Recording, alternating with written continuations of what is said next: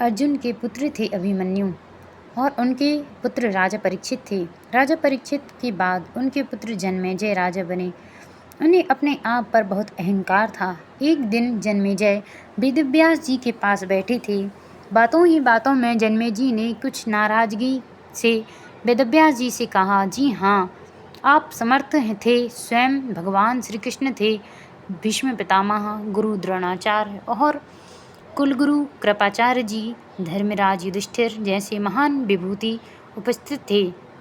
उसके पश्चात भी आप सब इतने बड़े महाभारत के युद्ध को होने से नहीं रोक पाए और देखते ही देखते अपार जन धन की हानि हो गई।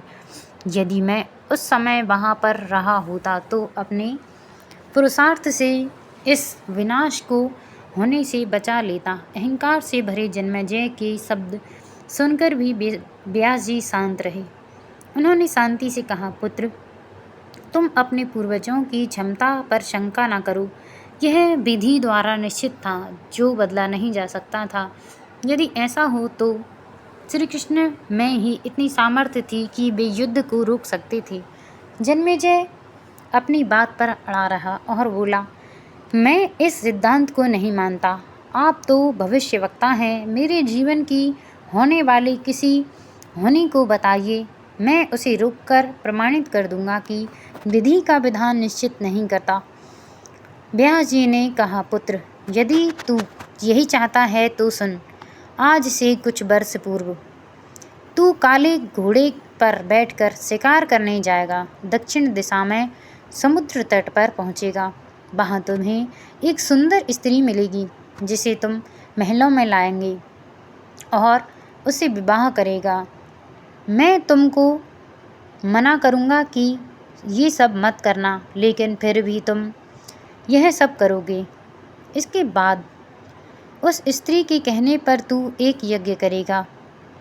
मैं तुमको आज ही चेता रहा हूँ कि उस यज्ञ को तुम वृद्ध ब्राह्मणों से करवाना, लेकिन वह यज्ञ तुम युवाओं से ही कराओगे। और जन्मेजय ने हंसते हुए व्यास जी की बात काटते हुए कहा कि मैं आज के बाद काले घोड़े पर ही नहीं बैठूंगा तो ये सब घटनाएं घटित ही नहीं होंगी। व्यास जी ने कहा कि ये सब होगा, और अभी आगे तुम सुन।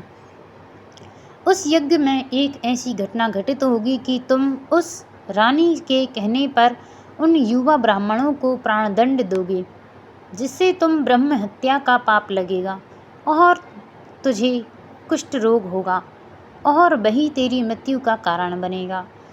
इस घटनाक्रम को रोक सको तो रोक लो। वेदव्यास जी की बात सुनकर जन्मेजय ने एहतियात वश शिकार पर जाना ही छोड़ दिया, परंतु जब होनी का समय आया तो उसे शिकार पर जाने की बलवती इच्छा हुई। उसने सोचा कि काला घोड़ा नहीं लूँगा, पर उस दिन उसे अस्तबल में काला घोड़ा ही मिला। तब उसने सोचा कि मैं दक्षिण दिशा में नहीं जाऊँगा, परंतु घोड़ा अनियंत्रित होकर दक्षिण दिशा की ओर गया और समुद्र तट पर पहुँचा। वहाँ पर उसने एक सुंदर स्त्री को देखा और उस पर मोहित हुआ। जन्मेजय ने सोचा कि इसे लेकर महल में तो जाऊंगा, लेकिन विवाह नहीं करूंगा। परंतु उसे महलों में लाने के बाद उसके प्यार में पड़कर उससे विवाह भी कर लिया। फिर रानी के कहने से जन्मेजय द्वारा यज्ञ भी किया गया। उस यज्ञ में युवा ब्राह्मण ही रखे गए। किसी बात पर युवा ब्राह्मण रानी पर हंसने लगे। रानी क्रोधित हो गई और रानी के कहने पर राजा जन्मेजय ने उन्हें प्राणदंड की सजा दे दी। फलस्वरूप उसे कोढ़ हो गया। अब जन्मेजय घबरा गया और तुरंत व्यास जी के पास पहुंचा और उनसे जीवन बचाने के लिए प्रार्थना करने लगा। वेदव्यास जी ने कहा कि एक अंतिम अवसर तेरे प्राण बचाने का देता हूँ। मैं तुझे महाभारत में हुई घटना का श्रवण कराऊंगा, जिसे तुझे श्रद्धा और विश्वास के साथ सुनना है। इससे तेरा कोढ़ मिटता है। इससे तेरा कोढ़ मिट जाएगा। परंतु यदि किसी भी प्रसंग पर तूने अविश्वास किया तो मैं महाभारत का प्रसंग रोक दूंगा और फिर मैं भी तेरा जीवन नहीं बचा पाऊंगा। याद रखना, अब तेरे पास यह अंतिम अवसर है।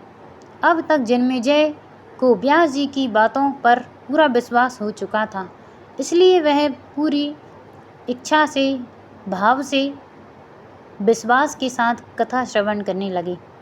व्यास जी ने कहा, कथा आरंभ करी और जब भीम के बल के वे प्रसंग सुनाए जिसमें भीम ने हाथियों को सूंडों से पकड़कर उन्हें अंतरिक्ष में उछाला, वे हाथी आज भी अंतरिक्ष में घूम रहे हैं, तब जन्मेजय अपने आप को रोक नहीं पाया और बोल उठा कि ये कैसे संभव हो सकता है, मैं नहीं मानता।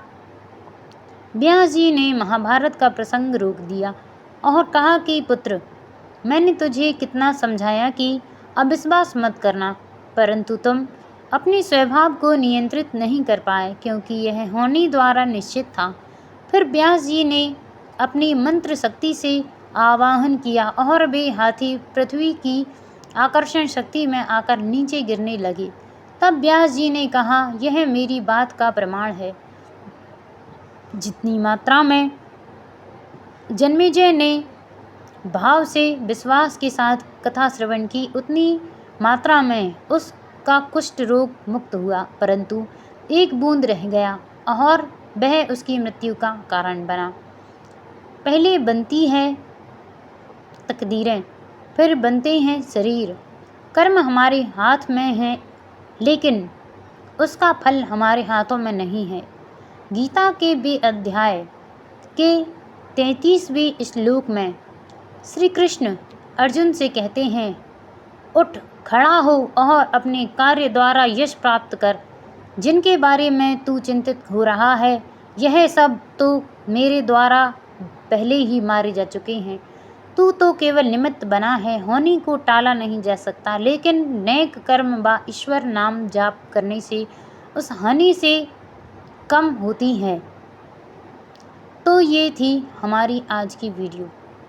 अगर आपको अच्छी लगी हो तो आप वीडियो को लाइक करें, चैनल को सब्सक्राइब करें एवं वीडियो को शेयर करें। कमेंट में जय श्री राम, राधे राधे, जय श्री कृष्णा अवश्य लिखें। देखिए, भगवान के नाम के जाप से